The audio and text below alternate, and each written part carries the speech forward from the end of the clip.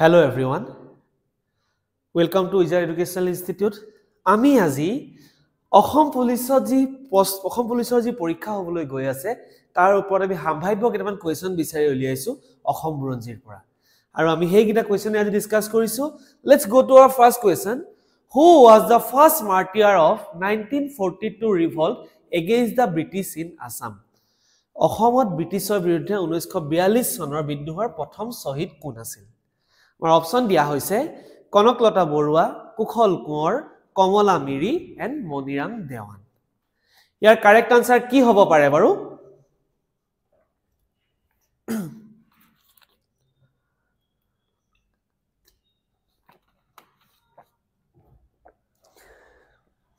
ইয়াৰ যদি আমি correct answer চাবলৈ যাওঁ, কাৰেক্ট আনসাৰ অপচন এ কনকলতা বৰুৱা.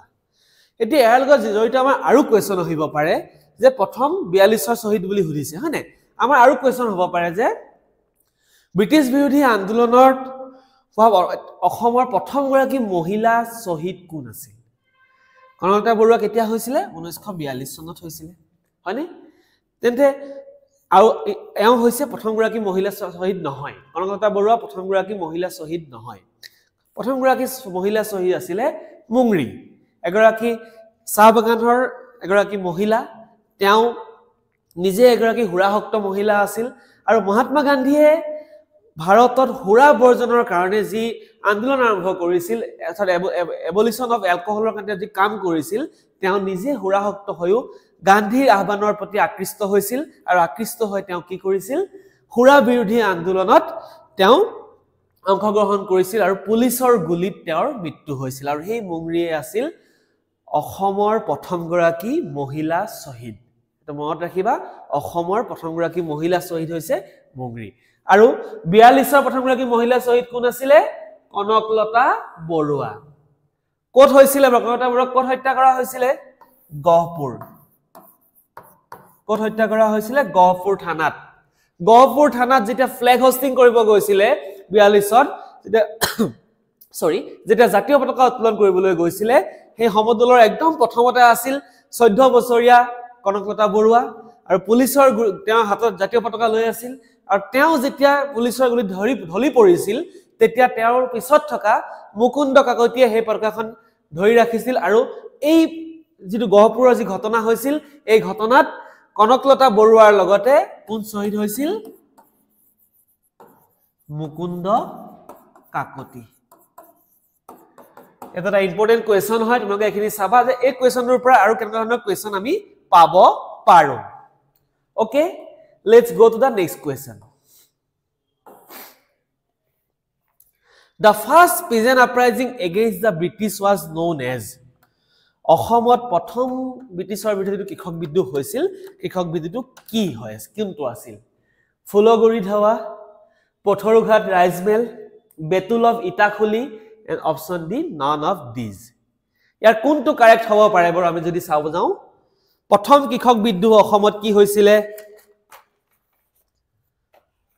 অসমৰ প্ৰথমটো কৃষক বিদ্ৰোহ আছিলে ফুলগুৰি ধাৱা. ক'ত হৈছিলে বাৰু এই বিদ্ৰোহটো? প্ৰেজেন্ট নগাঁও ডিস্ট্ৰিক্টত. নগাঁও ডিস্ট্ৰিক্টত. ঠিক আছে, আৰু জেগাডোখৰ নামেই হৈছে ফুলগুৰি. কেতিয়া হৈছিল? 1861ত. আৰু ইয়াত কি কৰা হৈছিল যে কৃষক বিদ্ৰোহ, অসমৰ প্ৰথমটো কৃষক বিদ্ৰোহ. আৰু এই বিদ্ৰোহৰ মূল কাৰণ কি আছিল?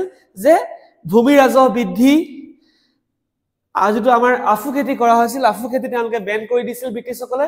তাৰোপৰি তামোল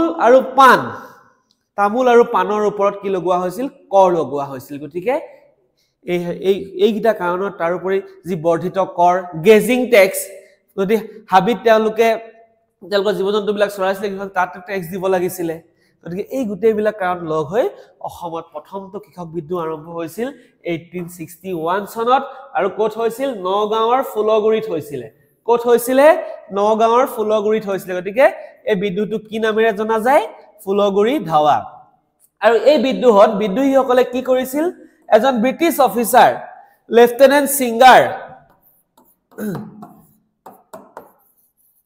লেফটেনেণ্ট সিংগাৰ তেওঁক কৃষকসকলে লাঠিৰে কুবাই কুবাই হত্যা কৰি কি কৰিছিল কলং নদীত উটুৱাই দিছিল তাৰ পিছত এই কৃষকসকলৰ বিৰুদ্ধে ব্ৰিটিছে বিহিত ব্যৱস্থা কৰিছিল বহুত কৃষকক গ্ৰেপ্তাৰ কৰা হৈছিল আৰু বহুত কৃষকক কি কৰা হৈছিল গ্ৰেপ্তাৰ কৰি ইয়াত নাৰাখি তেওঁলোকক কালাপানীলৈ পঠিয়াই দিয়া হৈছিল কালাপানী মানে কি বৰ্তমান কোনটো অঞ্চলক কালাপানী নামেৰে জনা যায় বাৰু ক'ব পাৰিবা তোমালোকে আমি জানো যে ব্ৰিটিছে যিবিলাক মেজৰ ক্ৰাইম কৰা অপৰাধী যিবিলাক লিডাৰ আছিল যিবিলাক ৰিবেলিয়াছ লিডাৰ আছিল লিডাৰবিলাকক সদায় কালাপানী জেলত পঠাই দিছিল not Kaliapani it is Kalapani Kalapani হৈছে বৰ্তমান আন্দামান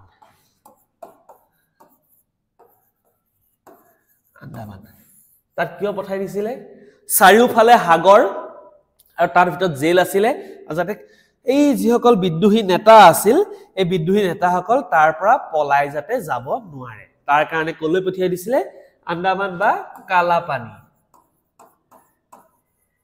এই কোৱেশ্যনটো অসম পুলিচত সোধা হৈছে অলৰেডি যে কোনটো অঞ্চলক বৰ্তমান কোনটো অঞ্চলক কালাপানী নামেৰে জনা যায় তেন্তে আনসাৰ হ'ব আন্দামান এণ্ড নিকোবৰ ঠিক আছে okay let's go to the next question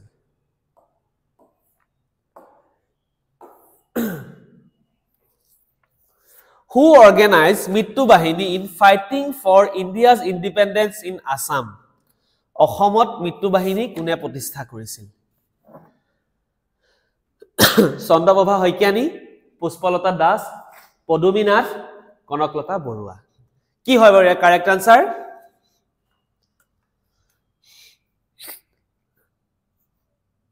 year correct answer আমি যদি চাওঁ অপশন বি পুষ্পলতা দাসে কি কৰিছিলে মৃত্যু বাহিনী বুলি এটা সংগঠন প্ৰতিষ্ঠা কৰিছিলে 42 গণ আন্দোলনৰ টাইমত ওকে এটা পুষ্পলতা দাস কোন আছিল পুষ্পলতা দাস তেওঁৰ স্বামী কোন আছিল বাৰু তেওঁ হাজবেণ্ডৰ নাম আছিল Amiya Kumar Das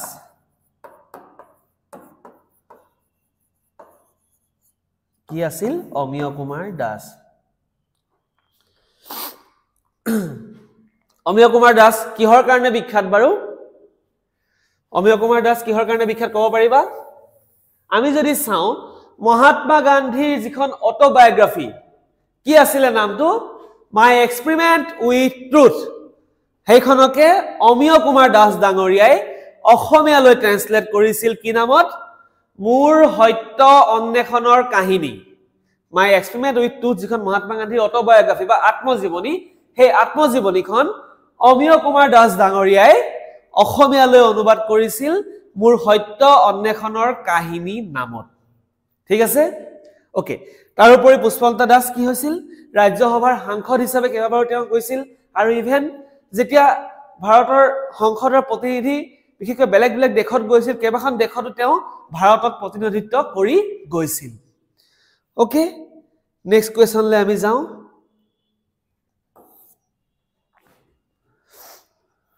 one of the first ever Borboruas of Ahom Kingdom also achieved a memorable reputation.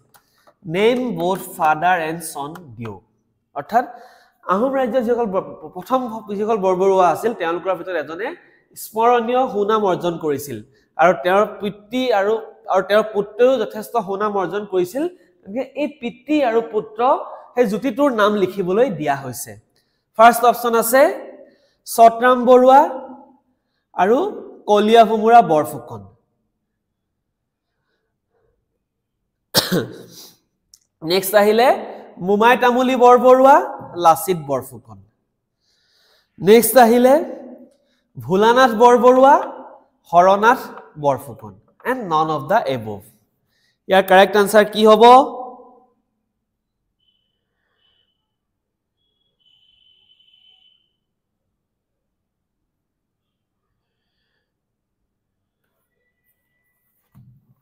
Year correct answer হ'ব মুমাই তামুলী বৰবৰুৱা and লাচিত বৰফুকন মুমাই তামুলী বৰবৰুৱা কোন আছিল বৰবৰুৱা যেটা পোষ্টটো ক্ৰিয়েট কৰা হৈছিল তেওঁ আছিল প্ৰথমজন বৰবৰুৱা আৰু মোমাই তামুলী বৰবৰুৱাৰ প্ৰকৃত নাম আছিল শুকতি আৰু তেওঁ পিছত আহোম ৰজাই তেওঁক ৰাজসভাত নি তেওঁক সংস্থাপন দিছিল আৰু তেওঁৰ নিজৰ প্ৰতিভাৰ বলত তেওঁ আহোমসকলৰ প্ৰথমজন বৰবৰুৱা হিচাপে পৰিণত হৈছিল আৰু তেওঁ দুটা কিবা ইম্পৰ্টেন্ট কাম কৰিছিল এটা আছিলে পচা সিস্টেম সেকেন্ড আছিলে পাইক সিস্টেম আৰু তাৰোপৰি প্ৰতাপ সিংহৰ শাসন কালত যি আহোম মুগল সংঘাত হৈছিল আহোম মুগল সংঘাতত এই মোমাই তামুলী বৰবৰুৱাই আহোম সৈন্যক সন্মুখৰ পৰা নেতৃত্ব দিছিল আৰু আমি জানো যে 1639 এখন চুক্তি হৈছিল 1639 Treaty of Osurar Ali Treaty of Osurar Ali এই অসুৰৰ আলী চুক্তিখনত আহোমৰ হৈ মোমাই তামুলী বৰবৰুৱাই স্বাক্ষৰ কৰিছিল আৰু মুগলৰ হৈ কোনে স্বাক্ষৰ কৰিছিল হেতু এটা important question আলাহিয়াৰ Khan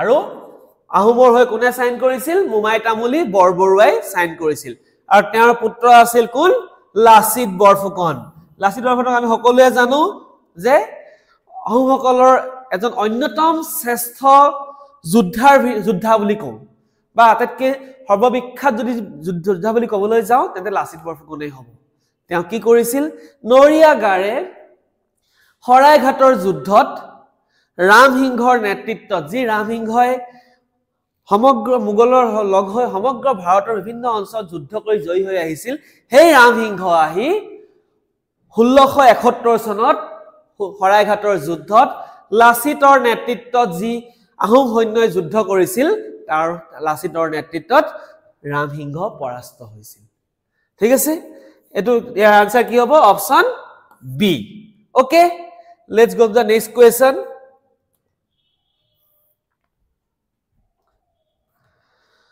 Dimapur, the capital of Kosari kingdom was occupied by the Ahom king. Kosari ৰাজ্যৰ ৰাজধানী ডিমাপুৰ কোন আহোম ৰজাই দখল কৰিছিল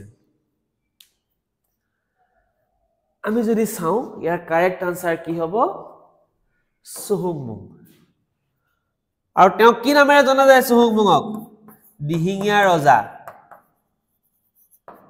কিয় দিহিঙীয়া ৰজা বুলি কোৱা হয় বাৰু সুহুংমুঙৰ এটা নাম আছিল দিহিঙীয়া ৰজা আৰু তেওঁ এটা উপাধি গ্ৰহণ কৰিছিল সুহুংমুঙে স্বৰ্গনাৰায়ণ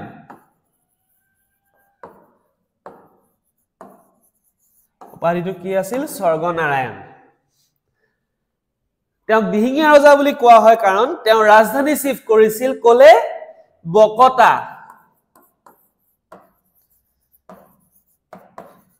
বকতা ক'ত আছে দিহিং নদীৰ পাৰত অৱস্থিত এটা অঞ্চল এই দিহিং নদীৰ পাৰৰ বকতালৈ যে ৰাজধানী স্থানান্তৰ কৰিছিল তাৰ কাৰণে তেওঁৰ এটা নাম কি হ'ল দিহিঙীয়া ৰজা আৰু ইয়াৰ কাৰেক্ট আনসাৰ হ'ব সুহুংমুং সুহুংমুঙে কি কৰিছিল ডিমাপুৰ কি আছিল কছাৰী ক্যাপিটেল আছিল কছাৰী ৰাজ্যৰ ক্যাপিটেল আছিল আৰু তেওঁ কি কৰিছিল কছাৰী ৰাজ্য দখল কৰাৰ পিছত তেওঁ কি কৰিছিল এটা নতুন পদবী ক্ৰিয়েট কৰিছিল মৰঙী খোৱা Gohain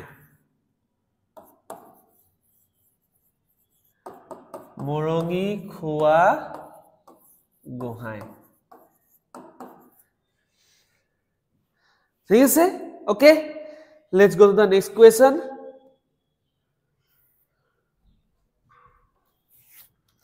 The post of Borborua and Borfukon were created by Borborua আৰু বৰফুকন এই পদবী দুটা কোনে সৃষ্টি কৰিছিল সুতেওফা প্ৰতাপ সিংহ সুপাতফা এণ্ড ৰুদ্ৰসিংহ ইয়াৰ কাৰেক্ট আনসাৰ যদি আমি চাবলৈ যাওঁ ইয়াৰ কাৰেক্ট আনসাৰ হ'ব অপচন বি প্ৰতাপ সিংহ তেওঁ কি কৰিছিল বৰবৰুৱা আৰু বৰফুকন প্ৰথমজন বৰবৰুৱা কোন আছিল প্ৰথমজন বৰবৰুৱা আছিল মোমাই তামুলী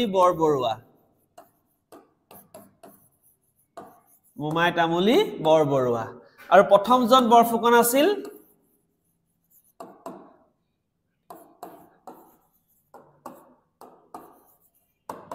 লাঙি পানীখিয়া এটো ইম্পৰ্টেন্ট কোৱেশ্চন হয় যে বৰবৰুৱা বৰফুকন পদবীটো কোনে সৃষ্টি কৰিছিল ইম্পৰ্টেন্ট হয় তাৰ উপৰিও প্ৰথমজন বৰবৰুৱা কোন আছিল আৰু প্ৰথমজন বৰফুকন কোন আছিল এই দুইটা বস্তু কিন্তু ইম্পৰ্টেন্ট হয় মনত ৰাখিবা প্ৰথমজন বৰবৰুৱা আছিল মুমাই তামুলী বৰবৰুৱা আৰু প্ৰথমজন বৰফুকন আছিল Langi Panikhiya Borphukan okay let's go to the next question The Kamakhya temple was rebuilt by which Kush king? Kamakhya মন্দিৰটো কোন কুশ ৰজাই পুনৰ নিৰ্মাণ কৰিছিল? বিশ্বসিংহ, ৰঘুদেৱ, নৰনাৰায়ণ, প্ৰাণনাৰায়ণ। কি হবে কাৰেক্ট আনসাৰ?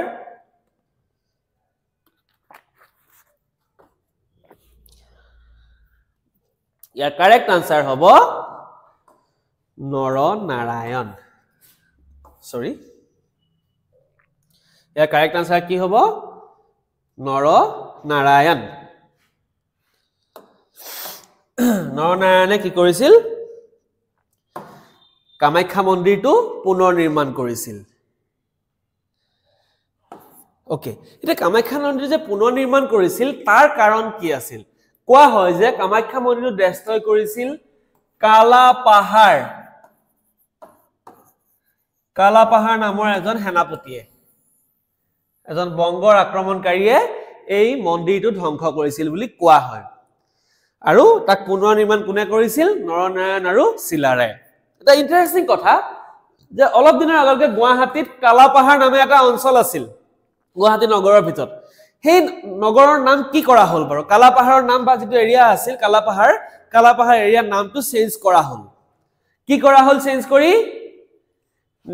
কৰি কৰা হল নীলাচল নগৰ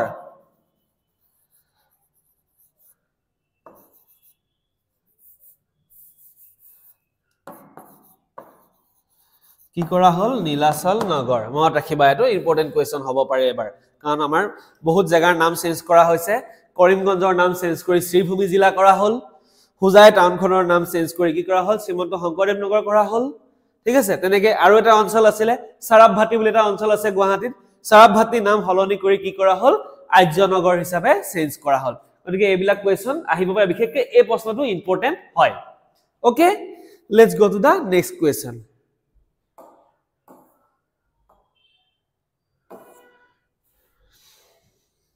In which year Kukhol Kuor was hanged by the British and for what causes?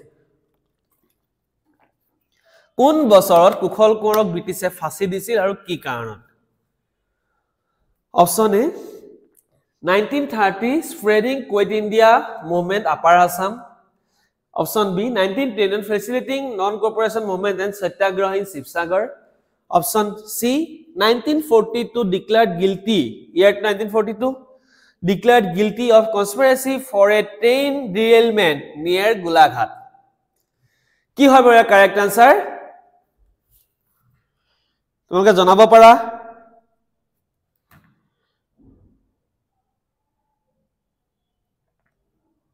Year correct answer হবো 1942 সনটো কি আছিল 1942 declared a guilty of conspiracy for a train derailment near গোলাঘাটৰ ওচৰত হৰুপথাৰ যেটো অঞ্চল আছে তাত এটা ৰেল এখন বগৰুৱা হৈছিল ব্ৰিটিছ সৈন্য যোৱা সেই ৰেলখন বগৰুৱাৰ অপৰাধত কুখল কোঁৱৰক ফাঁসি দিয়া হৈছিল নেক্সট কোৱেশ্চন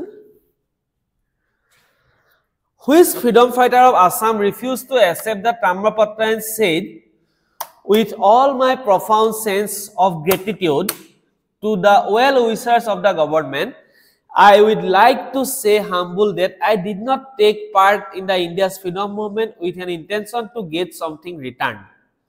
অসমৰ কোনজন স্বাধীনতা সেনানীয়ে তামৰ পত্ৰ গ্ৰহণ কৰিবলৈ অস্বীকাৰ কৰিছিল আৰু কৈছিল চৰকাৰৰ শুভাকাংক্ষীসকলৰ প্ৰতি মোৰ গভীৰ কৃতজ্ঞতাৰ সৈতে মই নম্ৰভাৱে ক'ব বিচাৰো যে মই কিবা ঘূৰাই পোৱাৰ উদ্দেশ্যেৰে ভাৰতৰ স্বাধীনতা আন্দোলনত অংশগ্ৰহণ কৰা নাছিলো ইয়াৰ এই কথাখাৰ কোন গৰাকী স্বাধীনতা সেনানীয়ে বা সংগ্ৰামীয়ে কৈছিল অপচন এ আছে ৰোহিণী চৌধুৰী অপচন বি আছে পুষ্পলতা দাস অপচন সি আছে নীলমণি ফুকন আৰু অপচন ডি আছে কমলা মিৰি কি হ'ব পাৰে ইয়াৰ কাৰেক্ট আনসাৰ ইয়াৰ কাৰেক্ট আনসাৰ হয় পুষ্পলতা দাস এই কথা আমি তেওঁৰ ওপৰত পুষ্পলতা দাসৰ ওপৰত আমি ডিসকাস কৰিছো তেওঁৰ স্বামী অমিয় কুমাৰ দাসে কি কৰিছিল যে মহাত্মা গান্ধীৰ যিখন অটোবায়োগ্ৰাফি আছিল অটোবায়োগ্ৰাফিখন অসমীয়ালৈ অনুবাদ কৰিছিল মোৰ সত্য অন্বেষণৰ কাহিনী নামেৰে next question The Guhai Kamal Ali constructed by Guhai Kamal from Kusbihar to Narayanpur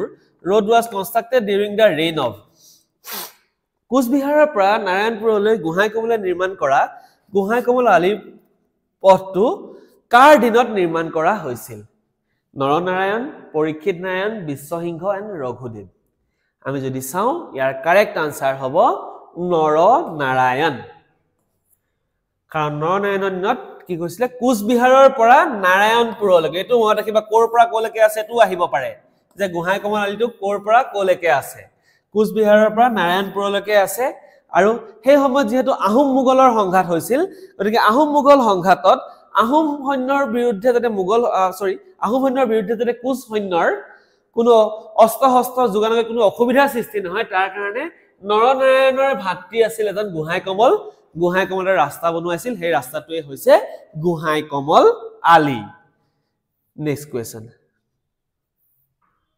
okay আমাৰ আজি কোৱেশ্চন এইখিনিয়ে আছিল আৰু আমি পিছত কিছুমান এনেকুৱা ইম্পৰ্টেন্ট কিছুমান কোৱেশ্চন লৈ আহিম যিবিলাক কোৱেশ্চন আমি সম্ভাৱ্য কোৱেশ্চন বুলি ভাবিছো আপকামিং আসাম পুলিচ বা অসমৰ যিকোনো কম্পিটিটিভ এক্সামৰ কাৰণে ওকে থ্যাংক ইউ